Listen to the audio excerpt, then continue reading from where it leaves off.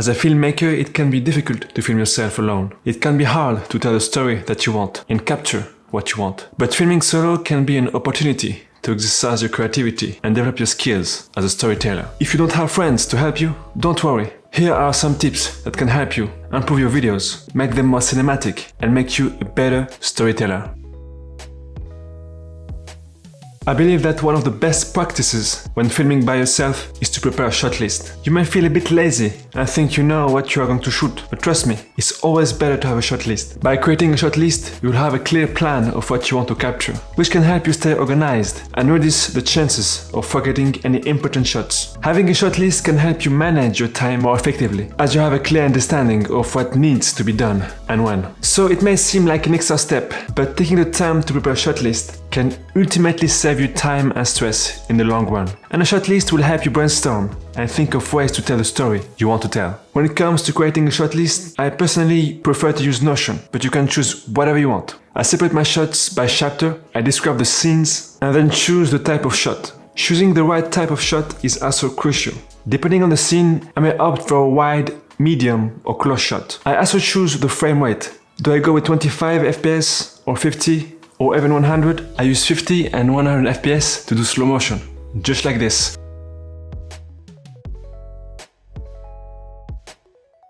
Maybe I need to do a video about frame rates in filmmaking. Lastly, I often add some comments and some information about the location where I'll be shooting. This helps me plan ahead and ensures that I have all the necessary equipment and resources at my disposal when it's time to start filming. When it comes to filming yourself, there are many techniques you can use to create a visual, appealing and engaging video. One of my favorite tricks when filming yourself, I call it transition by action. This is how to do it. For example, you have a scene where a character is doing an action. All you have to do is recreate the exact same scene and adjust the camera placement to capture a different angle. For example, you can transition from a wide shot to a medium shot. Let's see an example. So this is the full scene.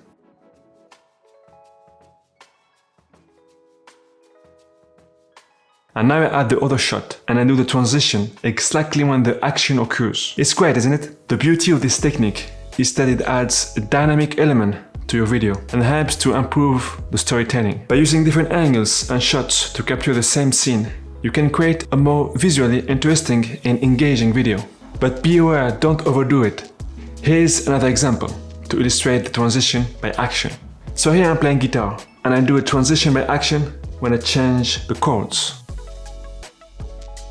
Camera angles are very important when filming yourself. Camera angles play a crucial role in capturing the essence of the story you want to tell. You need to think of ways to create a compelling composition that will effectively tell your story. By carefully selecting the right angles, you can create a more engaging and captivating video. For example, don't neglect close-up shots. Close-up shots provide depth and intimacy, and I believe that it's an angle that I sometimes forget. By not neglecting this angle, you can provide your viewers with a more immersive experience. If you have a zoom lens, don't hesitate to zoom almost to the maximum to create a beautiful blurry background. This makes your shot more cinematic than ever.